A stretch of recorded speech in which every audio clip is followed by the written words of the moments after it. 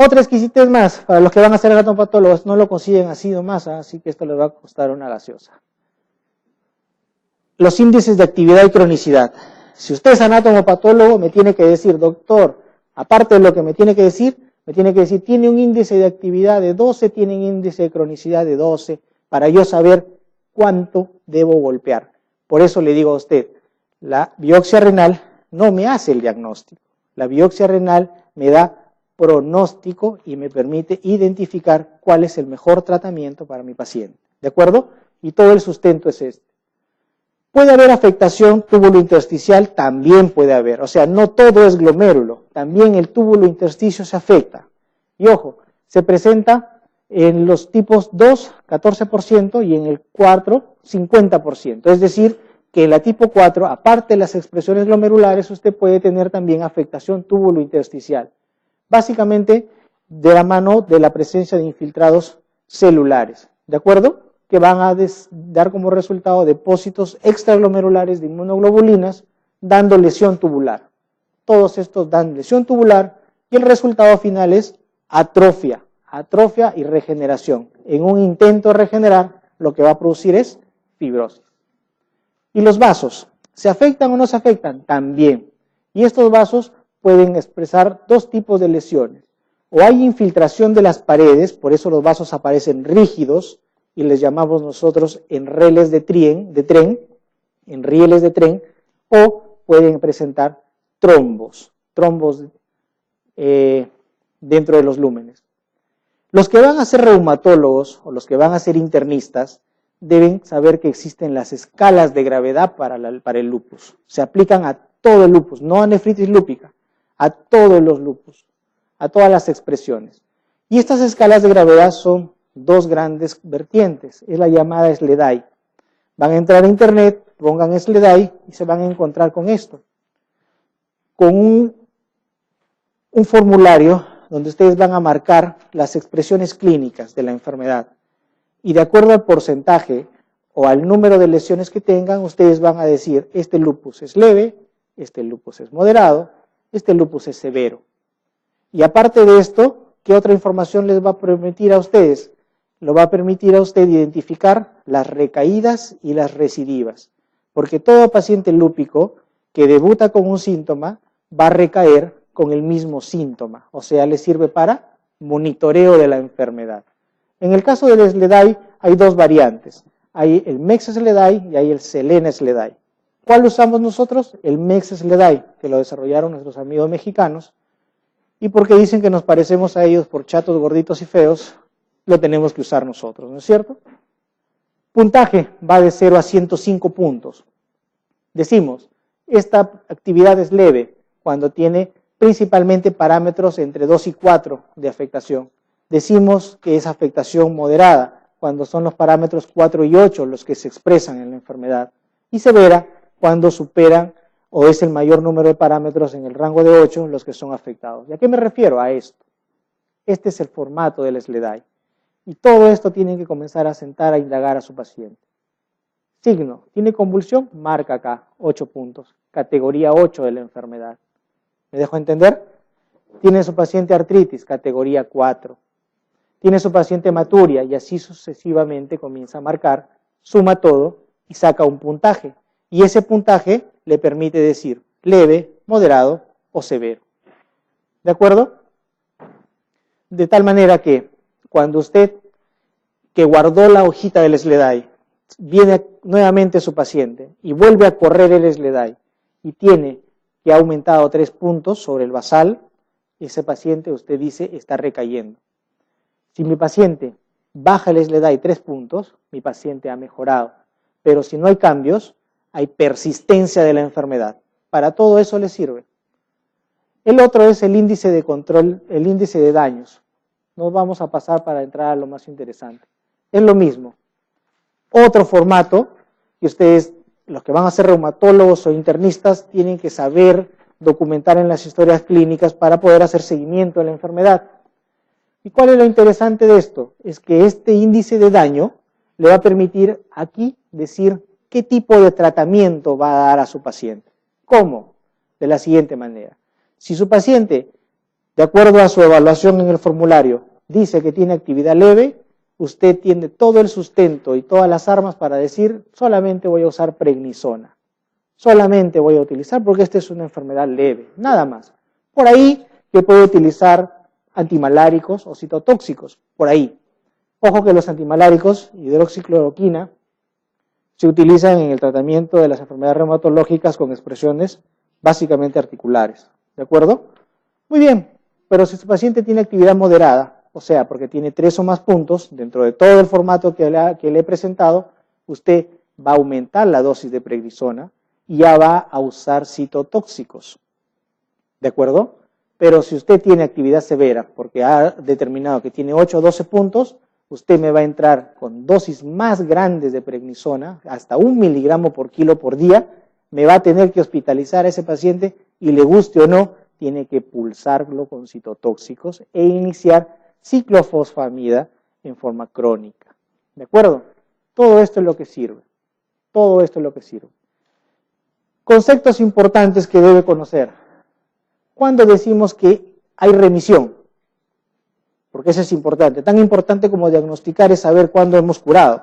Decimos que hay remisión cuando hemos recuperado la tasa de filtración por encima de 90 mililitros por minuto o cuando hemos hecho que el ratio sea menor de 0.2 miligramos por cada miligramo o cuando hemos logrado que el sedimento esté inactivo. Si sumamos los 3, usted ha logrado remisión renal completa. ¿De acuerdo? Para los europeos, el EULAR, que es otra escuela muy importante, dice, se ahorra todo este complejo sistema de evaluación y dice, basta con que usted me demuestre que la proteinuria de su paciente con nefropatía lúpica ha caído a rangos de menos de 0,2 gramos en 24 horas, usted ha logrado remisión de la enfermedad renal. Éxito de su tratamiento. Respuesta parcial cuando está entre 0,2 y 0,5. ¿De acuerdo? ¿Cuándo dice que ha habido recaída?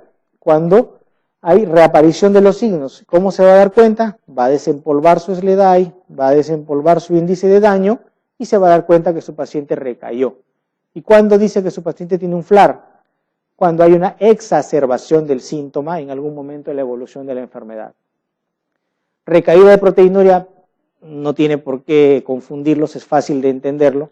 Y obviamente recaída nefrótica no es difícil de entenderlo y no necesito explicarlo.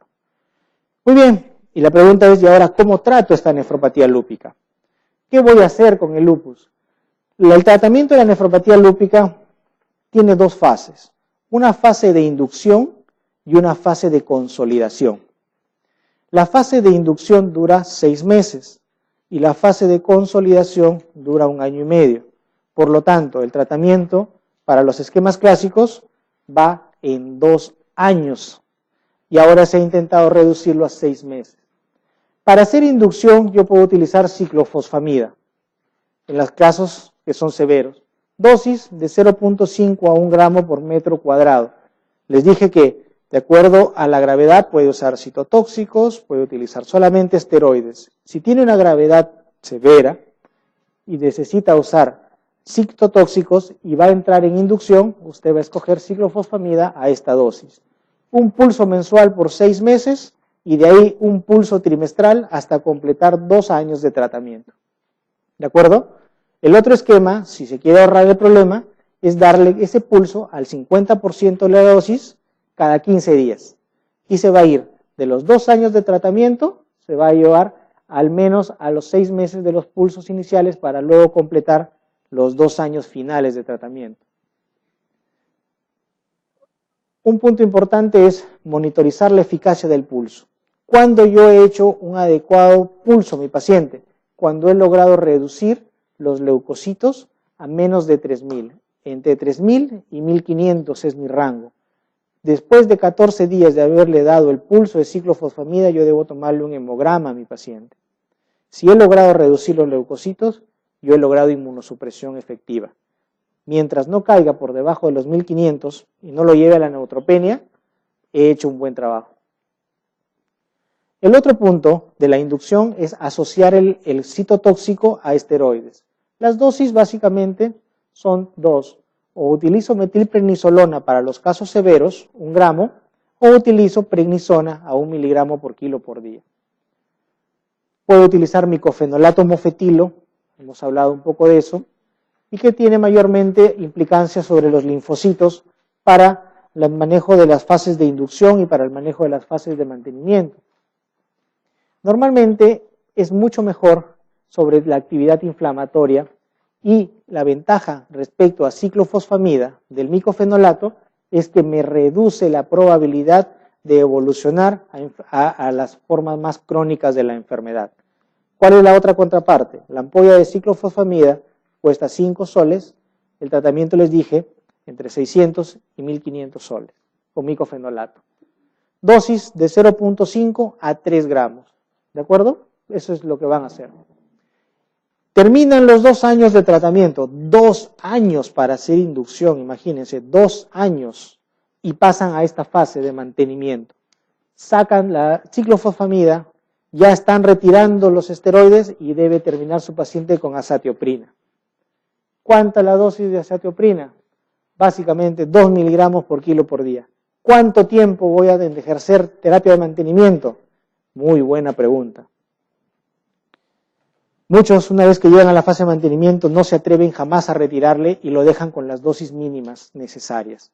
Por lo menos 1 año más de tratamiento. Entonces, ustedes cuando quieren tratar a una nefritis lúpica, por favor, ya están pensando en que mínimo necesitan ¿cuánto tiempo de tratamiento? 3 años. La nefritis lúpica no se cura en 6 meses. No se da con darle un pulsito y soy buena gente y de ahí me olvidé. No, se le tienen que pegar al paciente. Pueden utilizar inhibidores de las calcineurinas, tacrolimus, una serie de medicamentos complejos, leflunomidas o terapias biológicas importantes como rituximab, infliximab o belimumab. ¿De acuerdo? Son terapias complejas. Pueden utilizar plasmaferesis para lavar todos esos inmunocomplejos que están circulando y dañando la membrana basal glomerular. También pueden entrar a tratar eso. Preguntas con lupus. Depende de la biopsia. Claro, por supuesto, depende de la biopsia. La sobrevida, dependiendo del tipo de lesión, la sobrevida puede ir, como especificamos ahí, de 5 a 20 años. Depende de la extensión de la lesión. Depende de la extensión. Por eso es que usted vale la pena hacer la biopsia, porque en la biopsia usted puede decirle eso. Tu paciente te va a decir, ¿qué va a pasar conmigo? Esa es la angustia que tiene el paciente. Entonces tú tienes que decirle, mira, vamos a ensayar esto, este va a ser tu tratamiento, y por tu anatomía patológica yo te ofrezco esto, tratamiento, y la posibilidad de remisión va del 30 al 50%, y la probabilidad de recaída es casi el 70% en el primer año. O sea, te vas a enfrentar a un paciente muy difícil de manejar. Gestación con riñón. Los cambios fisiológicos en la gestación son impresionantes. La presión arterial cambia. Normalmente la presión arterial va a tender a disminuir y lo va a hacer alrededor del segundo trimestre. ¿Por qué va a disminuir la presión arterial? Como resultado de la disminución de la resistencia vascular periférica y como resultado también vamos a obtener resistencias disminuidas con aumento de los gastos cardíacos, que van alrededor del 30 al 40%. ¿Qué va a pasar con la tasa de filtración glomerular en una paciente que está gestando? ¿Qué pasa con la tasa de filtración de esta señora? Se va a incrementar. ¿Se va a incrementar? Sí, 40 a 65% de esto sobre los niveles preembarazo. Sobre el valor inicial va a haber un aumento. Es decir, que la gestación es un estado fisiológico de hiperfiltración. ¿Estamos? Es un estado fisiológico de hiperfiltración que no debe originar daño o deterioro de la función del riñón si es que no hay patología de base. Por eso es que a un paciente renal crónico, lúpico, diabético, con enfermedad avanzada, paciente con artritis reumatoidea, paciente con cualquier otra enfermedad o compromiso renal, con daño estructural, se le prohíbe o se le recomienda no embarazarse, porque esa hiperfiltración va a deteriorar su riñón. ¿De acuerdo? Esta hiperfiltración se inicia a la 6ª semana, se mantiene hasta las 36 y habitualmente en la primera semana posparto retorna a sus valores normales. ¿Qué va a pasar con la función tubular? Va a comenzar aumentar. Va a aumentar tremendamente porque la carga de glucosa, de proteínas, de aminoácidos, de electrolitos y de agua también va a aumentar, ya que recuerden que el 30 al 40%, hay un incremento del gasto cardíaco en 30 al 40%. Entonces es importante compensar ese exceso de filtrado para poder llevar al máximo de operatividad de las tasas de reabsorción máxima de todas las moléculas que conocemos. De tal manera que podemos tener glucosuria en la gestación, sí, y hay diabetes gestacional. ¿Podemos ver pérdida de proteínas? Sí. Y la proteinuria en la paciente gestante tiene otro rango. Hemos dicho que el valor normal para un paciente es 150. Para una gestante es de 150 a 300. Por eso es que cuando usted dice preeclampsia, ¿cuál es el punto de corte? Medio gramo. ¿De acuerdo? El ácido úrico se incrementa. Sí, hay mayor uricosuria. Por lo tanto, al haber mayor uricosuria y al haber mayor eliminación de calcio, la probabilidad de cálculos y cólicos nefríticos durante la gestación es mucho mayor. ¿De acuerdo? Es muchísimo mayor. El balance de sodio, el balance corporal plasmático de agua también está incrementado. La retención de sodio puede llegar a niveles tan espectaculares como 900 miliequivalentes en un solo embarazo. Y el agua, ya hemos dicho que hay expansión del agua extravascular en alrededor del 40% del volumen inicial. Vamos a lo que nos interesa, que es gestación e hipertensión arterial. Hay 4 categorías diagnósticas que ustedes deben conocer. Cuando uno habla de trastorno hipertensivo del embarazo, es decir, enfermedad hipertensiva del embarazo, usted tiene 4 posibles diagnósticos que debe plantear. Esta enfermedad hipertensiva del embarazo es una hipertensión crónica. Esta enfermedad hipertensiva del embarazo es una preeclampsia, eclampsia, o es una preeclampsia añadida a hipertensión crónica, o es una hipertensión gestacional, no hay más. ¿Cómo distingue cada una de estas posibilidades diagnósticas? De la siguiente manera. Usted dice, esta es una enfermedad hipertensiva del embarazo por hipertensión crónica cuando la hipertensión aparece antes de las 20 semanas de gestación y va a persistir después de las 12 semanas de haber dado a luz. Eso es hipertensión crónica. Usted dice que es preeclampsia o eclampsia si hay proteinuria e hipertensión que aparece a partir de la semana 20 de la gestación. Ahí usted dice preeclampsia, proteinuria e hipertensión. Usted dice que hay hipertensión crónica con preeclampsia cuando hay presencia de hipertensión antes de las 20 semanas, pero proteinuria que se agrega a esta hipertensión. Ahí dice preeclampsia sobreagregada a hipertensión. Algunos la llaman así. Y esa hipertensión gestacional, aquella que aparece después de las 20 semanas, pero que no va con proteinuria. Y que normalmente va a desaparecer ¿cuándo? Antes de las 12 semanas. Porque si no desaparece, eso es hipertensión crónica. Son las 4 categorías que usted tiene que manejar para hacer un diagnóstico adecuado de las enfermedades hipertensivas de la gestación. Básicamente, nosotros tenemos que entender esto. Hipertensión crónica en gestación es un tema bastante importante porque va de la mano con sobreagregación o como agregación de preeclampsia. Y el riesgo de que se produzca bajo peso al nacer y por ende la probabilidad de desarrollo futuro de enfermedad renal es amplia, bastante amplia. Por eso es que la mortalidad, la probabilidad de desarrollo de desprendimiento prematuro de placenta es bastante alta. Y usted tiene que manejar todas esas situaciones. ¿Cuáles son sus objetivos cuando usted se enfrenta a una enfermedad hipertensiva del embarazo? Nuevamente, Joint 7, es decir, bajar a niveles de 13,8 de presión, recordando que esto ya está en revisión. Por lo tanto, decimos que no hay acuerdo sobre cuál es el objetivo, la meta a la cual debe llegar. Lo saludable es bajarla a estos niveles o a los mínimos recomendados o sugeridos o tolerados para la paciente. ¿Qué medicamentos debo utilizar? Aunque son los YECA y ARA2 las principales herramientas terapéuticas para el manejo de la hipertensión arterial, están proscritos en el uso durante la gestación. Su uso está proscrito.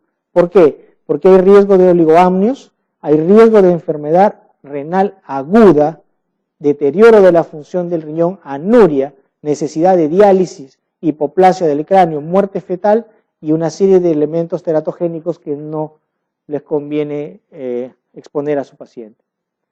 Preeclampsia, en general, eso lo van a definir, lo van a ver más, más adelante, me imagino, con el tema de ginecología. Evidencia actual, y esto sí tienen que saberlo, y esto sí vamos a hablar.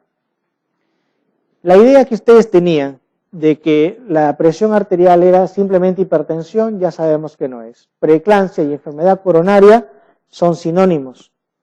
Por lo tanto, ambas son disfunción endotelial, daño microvascular. Toda preeclampsia va de la mano con RCIU y el RCIU ya está demostrado que a largo plazo es un factor de riesgo para enfermedad renal crónica, ya lo saben o lo conocen si es que no lo sabían.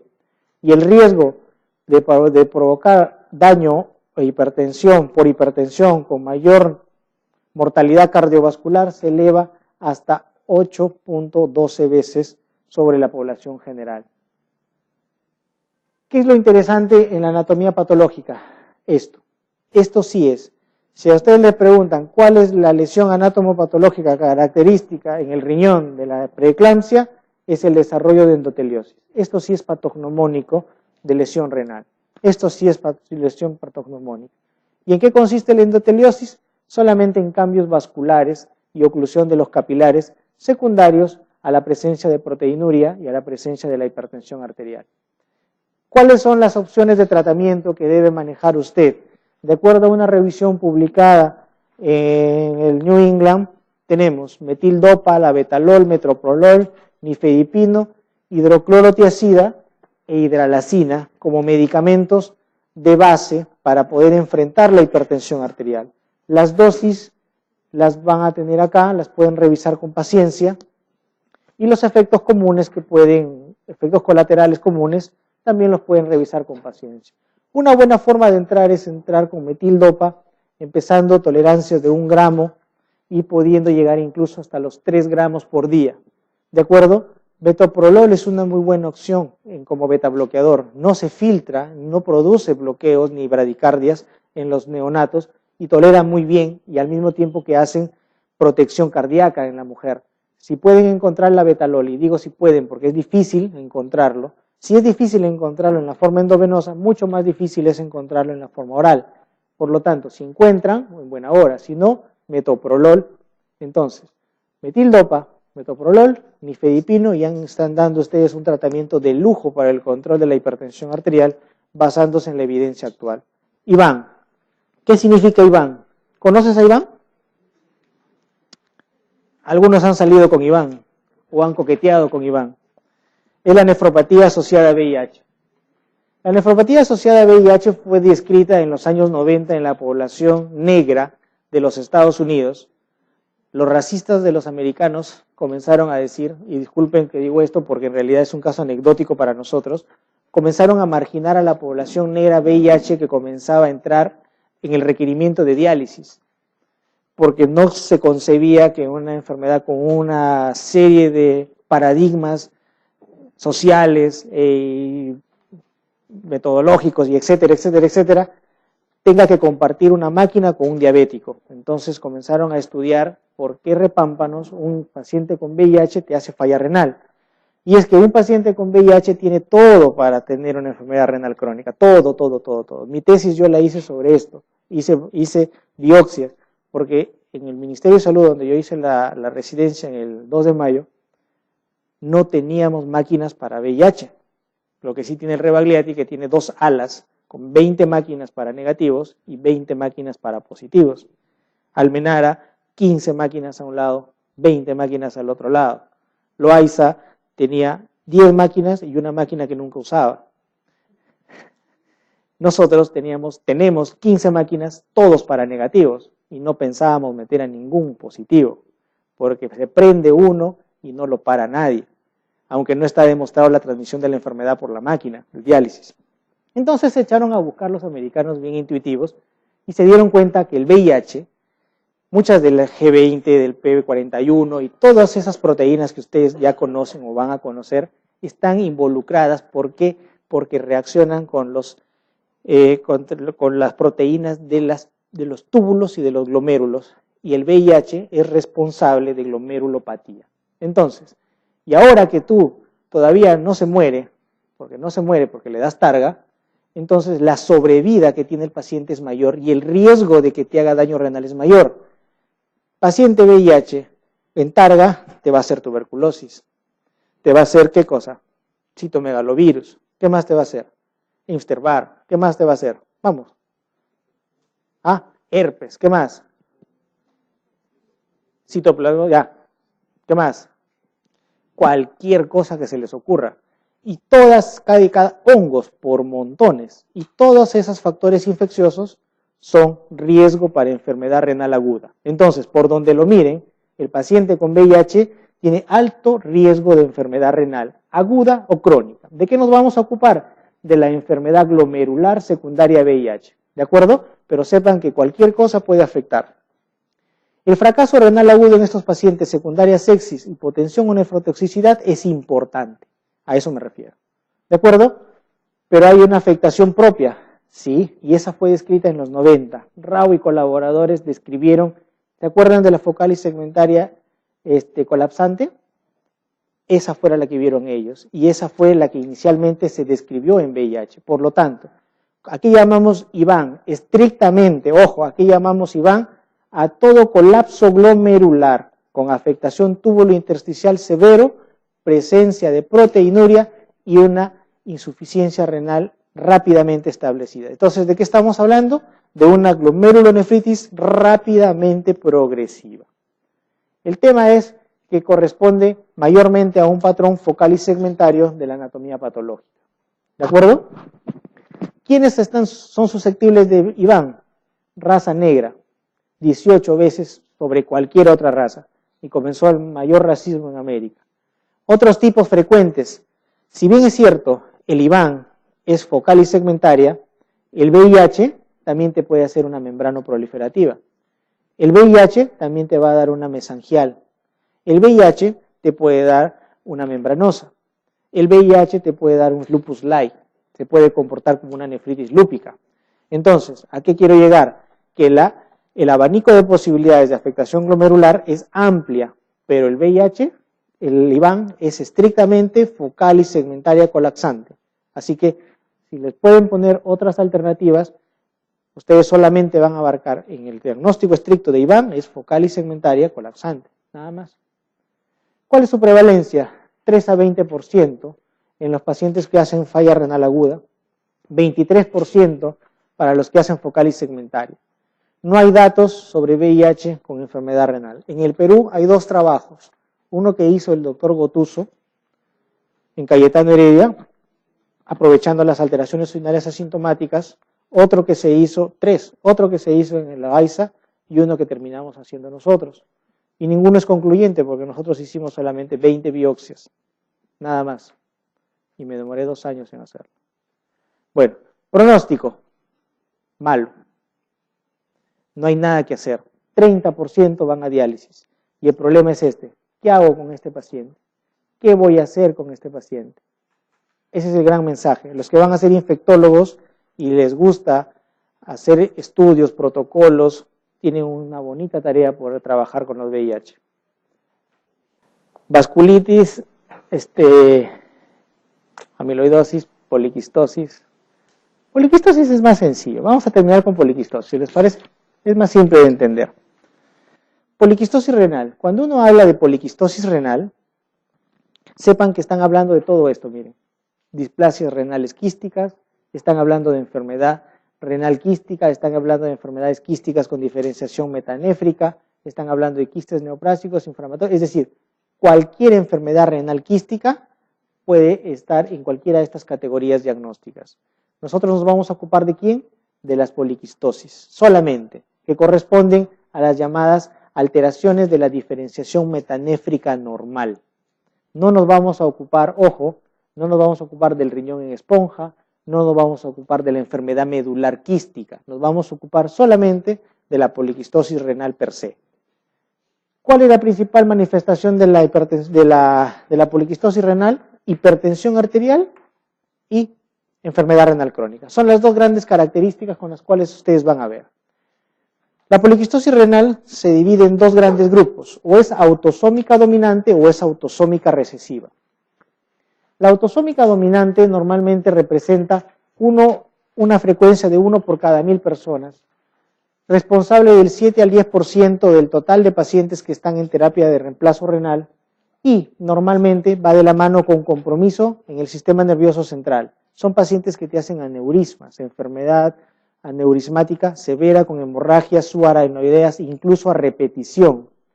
Compromiso del tracto gastrointestinal, sí. ¿Qué órganos se comprometen en la poliquistosis autosómica dominante? Hígado y páncreas. ¿Qué hay? Quistes. Si hay hígado, compromiso hepático, hay enfermedad hepática por insuficiencia, con cirrosis, o incluso puede haber enfermedad de Caroli con deterioro de la función biliar. Y en el caso del páncreas, desarrollo de diabetes, ¿de acuerdo? Cardiovascular, hipertensión arterial, hipertrofia ventricular, compromiso de la válvula mitral por prolaxo, en consecuencia, enfermedad renal crónica por síndrome cardiorrenal. Riñón, básicamente predisposición a la litiasis, a las infecciones urinarias, al desarrollo de cáncer, enfermedad renal crónica y dolor. ¿Qué es lo que más les aqueja a estos pacientes poliquistósicos? Es el dolor y la hipertensión arterial. ¿Cómo se produce esto? Esto se produce porque hay un gen que se llama PKD1, hay gen PKD2, hay gen PKD3. El gen PKD1 y el PKD2 están en relación con la enfermedad poliquistósica autosómica dominante, que se presenta en el 86% de las familias que tienen la enfermedad.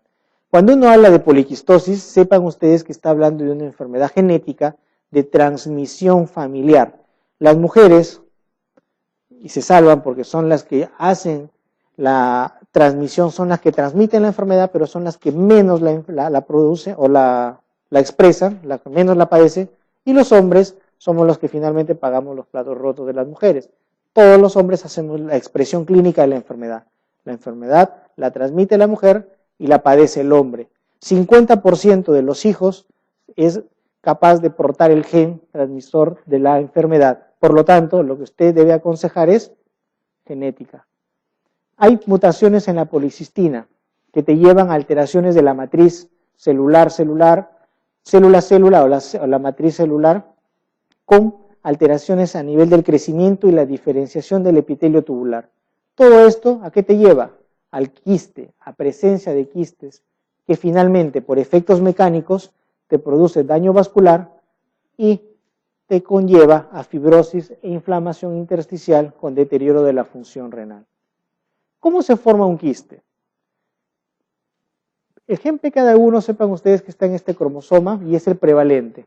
Cuando ustedes hablan de gen de enfermedad poliquistósica renal tipo 1 dominante, están hablando básicamente de PKD1, ¿de acuerdo? Cuando hablan de autosómico recesivo, están hablando normalmente de PKD2. Cuando están hablando de enfermedad de Caroli, están hablando de PKD3, ¿de acuerdo? Como mnemotecnia.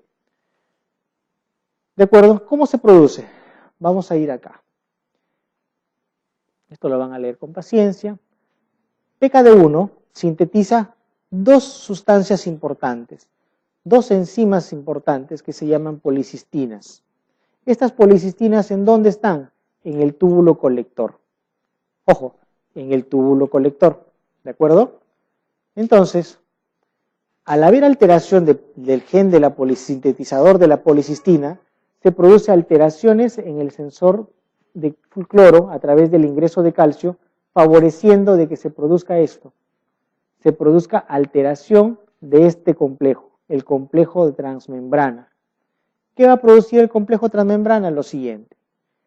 Esta policistina 1 y 2, que se va a alterar, a través, favoreciendo el ingreso de calcio, va a provocar que se activen las células, los componentes intracelulares, favoreciendo ¿qué cosa? Favoreciendo lo siguiente, favoreciendo mayor producción de AMP cíclico. Al haber mayor producción de AMP cíclico, hay activación de esta enzima, de la adenilato ciclasa tipo 6. Al haber alteración de la adenilato ciclasa tipo 6, lo que se produce es alteración del canal de cloro. ya no bombea cloro fuera de la célula. Se altera la policistina, entra calcio, activa el MP cíclico, activa la adenilato ciclasa produce que este activador de cloro se inactive. Esta bomba de cloro se inactiva. Si se inactiva la bomba de cloro, ¿qué va a ocurrir acá? Acúmulo de cloro. Y si hay acúmulo de cloro, ¿a quién va a jalar? ¿A? Sodio, ¿cierto? Y si va a jalar sodio, ¿qué es lo que va a terminar entrando a la célula? Agua. Y ahí tienen que una célula se transforma en un quiste. ¿Me entienden? La mutación es puntual. Imagine usted que tiene una pared llena de ladrillos. Cada ladrillo es una célula tubular. Un ladrillo tiene la mutación. Un ladrillo en el túbulo colector. Uno solo. Comienza a acumular agua, acumular agua, acumular agua y a acumular agua y acumular agua. ¿Qué es lo que va a pasar con la estructura de la pared? Se va a perder. Ese efecto de compresión es el que determina la inflamación y fibrosis en la poliquistosis renal. Así de simple. Una mutación puntual en una sola célula tubular. ¿Dónde se localiza? Túbulo colector. Y miren ustedes qué es lo que se produce. Todas las células están normales y hay una, y hay otra, y hay otra, y hay 1.000.000 de quistes que se pueden producir. La autosómica recesiva es mucho más lenta, mucho más difícil de encontrar, 1 en 40.000 personas, y normalmente va de la mano con mayor afectación de la vía biliar, mucha mayor afectación, es decir, mucha afectación hepática. La poliquistosis tipo 1 es el riñón per se. La poliquistosis tipo 2 van a encontrar, ¿qué cosa? Afectación hepática y afectación biliar. Igual, más fotitos de lo mismo. ¿Qué se ha hecho?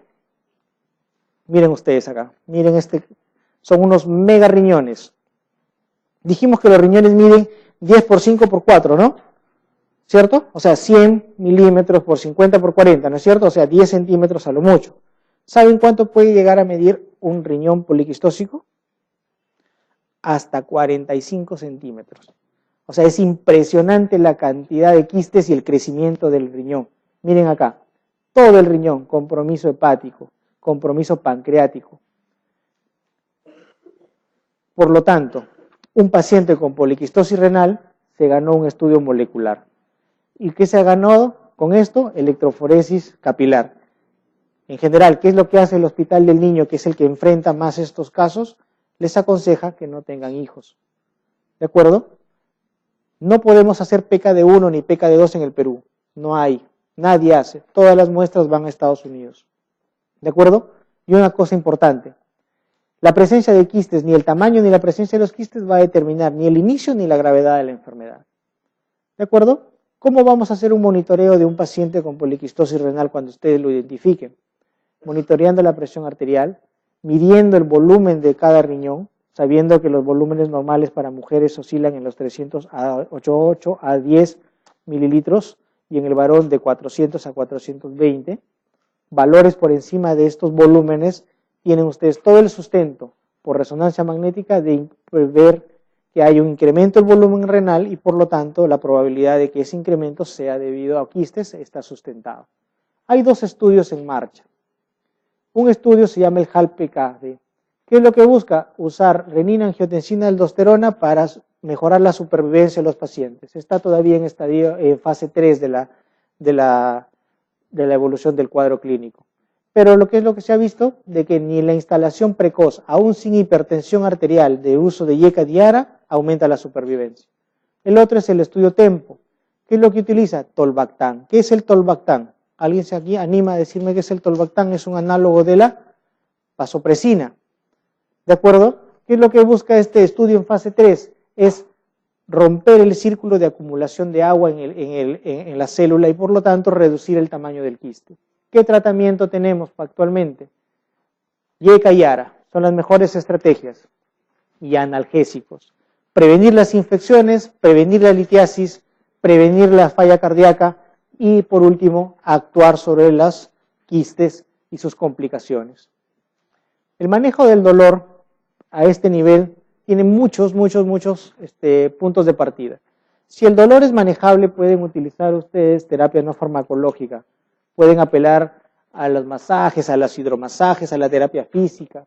Si con eso no consiguen, van a entrar en esta escala, de acuerdo a la guía de manejo publicada en el Advanced Chronic Kidney Disease, o con acetaminofén o terminar incluso con clonidina, de acuerdo a cómo vaya la tolerancia del dolor del paciente. Si con esto no logran controlar el dolor, pueden entrar a hacer uso de opioides, recordando de que se acumulan notablemente a medida que la enfermedad renal crónica se acrecienta y el riesgo de complicaciones y de paro cardiorrespiratorio en pacientes con enfermedad renal avanzada es alta. Y si con esto ustedes todavía no consiguen nada, pueden entrar a hacer fenestración, muy similar a la marsupialización que hacen en los quistes vaginales, idéntico.